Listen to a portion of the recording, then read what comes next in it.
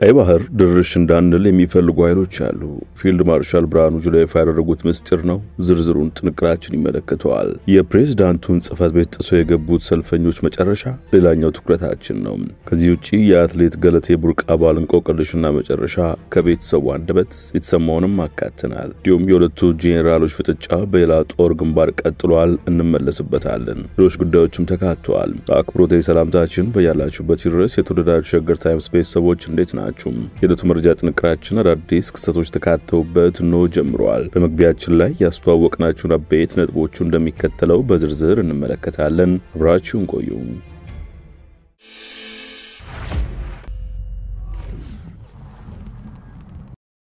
ወደ ቀዳሚ ጉዳያችን አምራችሁ ቀይ ባህር ድርሽ እንዳንል የሚፈልጉ ኃይሎች አሉ። ፊልድ ማርሻል ብርሃኑ ጁላ የተናገሩት ነው። ጠቅላይ ኤታማዦር ሹሙ ይህንን ያሉት በተወካዮች ምክር ቤት የውጭ ግንኙነትና የሰላም ጉዳዮች ቋሚ ኮሚቴ የመከላከያ ሚኒስቴር የ10 ወራት ዕቅድ አፈጻጸም ሪፖርትን በገመገመበት ወቅት ነው። በግምገማው የመከላከያ ሰራዊት ቀጠናዊ ተልዕኮን የመወጣት አቅምና የሰው ኃይል አደረጃጀት ምን አይነት ቁመና ላይ እንደሚገኝ ከኮሚቴው አባላት ጥያቄ ተነስቷል።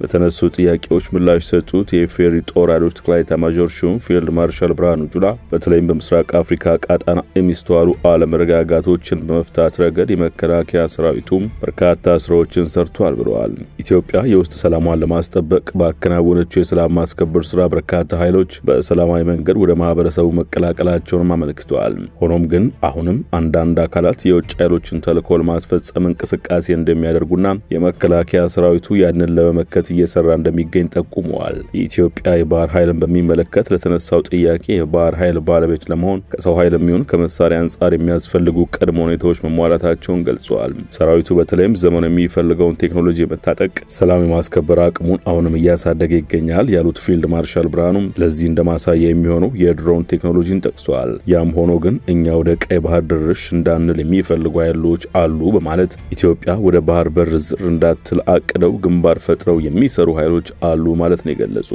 እኛ ወደ ባህር በር ብንጠጋ ምን እንደምንጎዳቸው ግን እስካሁን በቂ አመክንዮ ወይንም ጀስቲፊኬሽን የለም ብለዋል ኤታማዦር ሹሙ። ማርሻሉ እነዚህን ሀገራት በስም ከመጥቀስ ተቆጥበዋል። ያም ቢሆን ግን በኢትዮጵያ ጎረቤት ሀገራት በሙሉ የዞሮች ወታደራዊ ስምምነት የፈረመችውና ኤርትራን በአዲስ መልክ አጋሩ ያደረገችው ግብጽ ሊሆን እንደሚችል ተገምቷል። ከዚህ አንፃር በህዳሴ ግድብ ያልተሳካላት ግብጽ ኢንሰርክልመንት ኢትዮጵያ የተሰኘ ስትራቴጂ ነደፈችው። የቀይ ባህር ባለቤት የሆኑ ሀገራት ወደ ባህሩ ድርሽ ማለት የለባቸውም ስትል በተደጋጋሚ ገልጽ ማድረጋቸው ይታወሳል። ፊልድ ማርሻሉ ይቀጥላሉ። በግብጾች በኩል ምናልባት የባህር በር ብናገኝ ኢትዮጵያ ጠንካራ ትሆናለች ተብሎ ተሰግቶ ከሆነ ቀጠናውን ይዛ መጠናከሯ አይቀርም ሲሉ ሞግተዋል። ምስራቅ አፍሪካን በተመለከተ ስለ ደህንነት ከተነሳ መመልከት ያለብን ስለ ባህር በር ብቻ አይደለም ያሉት ኤታማዦር ሹሙ በየብስም በባህርም ብናየው የተረበሸ ከዓለማችን ካርታ አንፃር ካየነውም ጥሩ ቀጠና አይደለም ብለዋል። የባህሩ መረበሽ ወደ የብስ ይወርዳል ያሉት ማርሻሉ ይህንን ቀጠና ለማረጋጋት በጋራ ለመስራት ዝግጁ ነን ሲሉም ነው ያከሉት። ሲፒጄ እና አምነስቲ ተስፋለም ወልደየስ ከእስር እንዲለቀቅ ጠይቀዋል። ዓለም አቀፉ የጋዜጠኞች መብት ተከላካይ ቡድን ሲፒጄ እና አምነስቲ ኢንተርናሽናል የኢትዮጵያ መንግስት ባለስልጣናት የኢትዮጵያ ኢንሳይደር ዋና አዘጋጅ ተስፋለም ወልደየስን በአስቸኳይና ያለምንም ቅድመ ሁኔታ እንዲፈቱ ጠይቀዋል። ሲፒጄ ጋዜጠኛው እስር መንግስት ለፍትህ ስርዓቱና ለፕሬስ ነጻነት ክብር እንደሌለው ያሳያል ብለዋል። አምነስቲ በበኩሉ እስሩ የመንግስት አፈና እየተባባሰ መሄዱን የሚያሳይ ገልጾም የኢትዮጵያ ዓለም አቀፍ አጋሮች በአገሪቱ የመናገር ነጻነት እንዲከበርና መንግስት ለጥሰቶች ተጠያቂ እንዲሆን መወሰድ ያለባቸው እርምጃ አልወሰዱም በማለት ወቅሷል። የኢትዮጵያ ኢንሳይደር የበይነ መረብ ሚዲያ መስራችና ዋና አዘጋጅ ጋዜጠኛ ተስፋለም ወልደየስ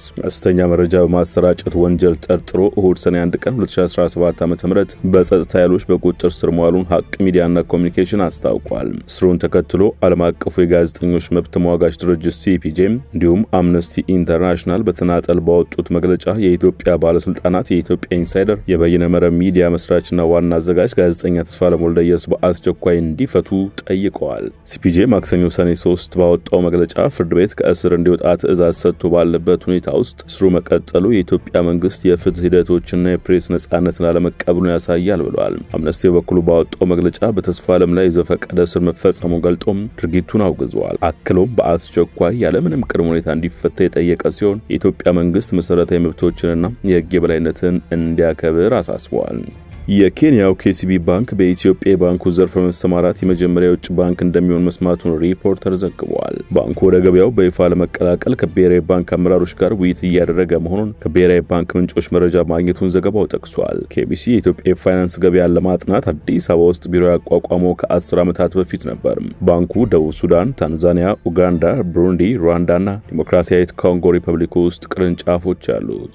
የፕሬዝዳንቱን ጽፈት ቤት ጥሰው የገቡት ሰልፈኞች የማይተገበሩ ቃሎች መስማት ሰልችቶናል፣ አምስተኛ ክረምት በመጠለያ አንከርመም፣ ወደ ቀያችን መልሱ ያሉ በትግራይ ጦርነት ተፈናቀሉ መቀሌ መጠለያ የሚገኙ ዜጎች በትናንትናው ዕለት ሰልፍ ወጥተው ነበር። ሰልፈኞቹ ትግራይ ክልል ጊዜያዊ አስተዳደርና የፌደራል መንግስት ወደ ቀያቸው እንዲመልሷቸው ጠይቀዋል። ሰልፈኞቹ ጥያቄያቸውን በጽሁፍና በድምጽ ወደ ጊዜያዊ አስተዳደር ፕሬዝዳንት ሌተናንት ጄኔራል ታደሰ ወረደ ለማቅረብ ጠዋት 2 ሰዓት ጀምሮ ነበር በፕሬዝዳንት ጽፈት ቤት በራፍ ቆመው ሲጠባበቁ የነበሩት። ሰልፈኞቹ ፕሬዝዳንት ታደሰ መልስ እንዲሰጧቸው ከጠዋት 2 ሰዓት ጀምረው ጠብቀው መልስ በማጣታቸው ረፋድ 4 ሰዓት ከ30 ጽፈት ቤቱን ጠባቂዎች ጥሰው ወደ ግቢው ዘልቀው ገብተዋል። ሰልፈኞቹ ወደ ግቢው ዘልቀው በጩኸትና ለቅሶ የታጀቡ ወደ ቀያቸው እንዲመለሱ የሚጠይቁ መፈክሮችን አሰምተዋል። የማይተገበሩ ቃሎች መስማት አንሻም ያሉት ተፈናቃዮቹም እስከ ቀኑ 7 ሰዓት በፕሬዝዳንት ጽፈት ቤት ግቢ ቢቆዩም ከፕሬዝዳንቱ ጋር አልተገናኙም። ፕሬዝዳንቱ ረቡዕ ሰኔ 4 2017 ዓ.ም በክልሉ የተጀመረው የ8ኛ ክፍል ፈተና በመቀሌ ከተማ በሚገኝ አንድ ትምህርት ቤት ፈተና ሲያስጀምሩ ግን ታይተዋል። የአትሌት ገለቴ ቡርቃ ባለ እንቆቅልሽና መጨረሻ ከቤተሰቡ አንደበት በአዲስ አበባ ፖሊስ ተይዟል ተብለን ነበር፣ ግን ማግኘት አልቻልንም። የጣቢያው እየዞርን ነው። የታደለ ገብረመድን ቤተሰብ ናቸው የተናገሩት። የአትሌት ገለቴ ቡርቃ የቅርብ ባለቤት የቅርብ ቤተሰብ ታደለ ገብረመድን ከቤት የለም፣ ፖሊስ ጣቢያን ብንፈልገው ማጣ ነው ሲሉ ተናግረዋል። አዲስ አበባ ፖሊስ ተይዟል ተብለን ነበር፣ ማግኘት አልቻልንም። በየጣቢያው እየዞርን ነው ሲሉ ገልጿል። ታደለ ከቤታቸው እንደሌሉ የታወቀው መቼ ነው? በምን ሁኔታስ ነው የጠፉት? ለቀረበላቸው ጥያቄም አብረን አይደለም የምንኖረው፣ እኔ ሌላ ቦታ ነኝ የምኖረው፣ ትናንትናም በፖሊስ ተያዘ ሲባል ነው የሰማሁት ሲሉ መልሰዋል። ትናንት ነው የወጣው አሉኝ። ይህ ስለተፈጠረ ስላጣ ነው፣ ወደ ቤትም አልሄድንም፣ ባለንበት እየፈለግን ነው ከወንድሙ ጋር ሲሉ ተናግረዋል። አክለውም እዚህ ጋር ነው ተብሎ ደግሞ የተገለጸ ነገር የለም፣ የአዲስ አበባ ፖሊስ በቁጥጥር ስር አውሎታል የሚል ብቻ ነው ማታ የተሰማው።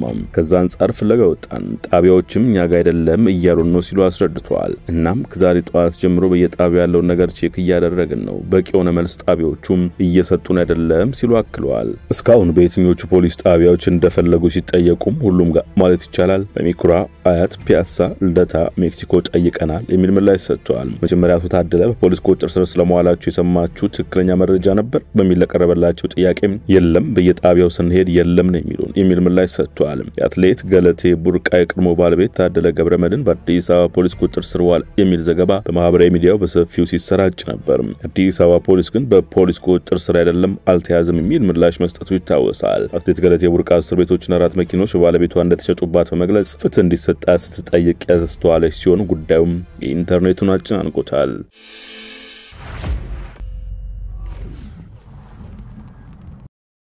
በመጨረሻም ወደ ውጭ ጉዳዮች እናምራችሁ። የሁለቱ ጄኔራሎች ፍጥጫ በሌላ ጦር ግንባር ቀጥሏል። የሐምዳን ዳጋሎ ጦር ኃይል ሊቢያ፣ ግብጽና ሱዳን የሚያገናኙን 3 ማዕዘን መቆጣጠሩን አስታውቋል። የጄኔራል አልቡርሃን ጦር ኃይል በበኩሉ ቦታውን መልሶ መቆጣጠሩን ገልጿል። በሱዳን እየተካሄደ ያለው ጦርነት መልኩን ቀይሮ ከትናንት ጀምሮ 3ቱን ሀገራት በሚያዋስነው ማዕዘን ላይ ትልቅ ፍልሚያ እየተካሄደ መሆኑን አረብ ኒውስ ዘግቧል። ፍልሚያውን ተከትሎ ፈጥኖ ደራሽ ኃይሉ ከትናንት ጀምሮ አካባቢውን በቁጥጥር ስር መዋሉን የሚገልጽ መረጃም ይፋ ሲያደርግ ቆይቷል።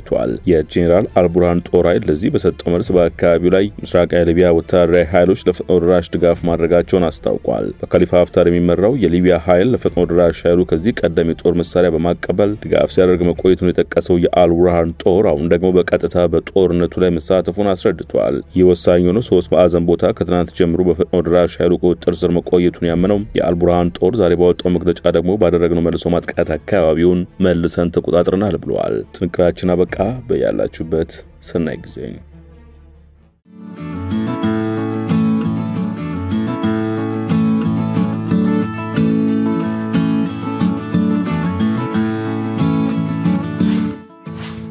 ሸገር ታይምስ ሚዲያን ሰብስክራይብ በማድረግና ደወሉን በመጫን ይከተሉን።